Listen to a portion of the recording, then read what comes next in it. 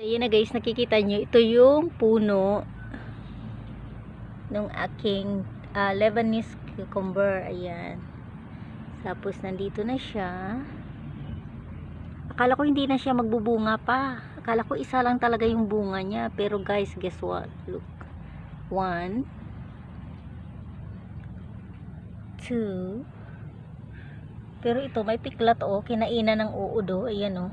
Buti na agapan ko siya. Ayan. So, yan. Malaki na siya. Tapos ito. Charan.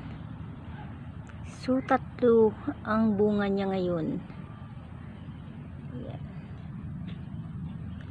Ang laki na oh. Ang laki niya oh. Ayan. Saka ito. Ayan. So, yun lang guys. Diba? Laki niya.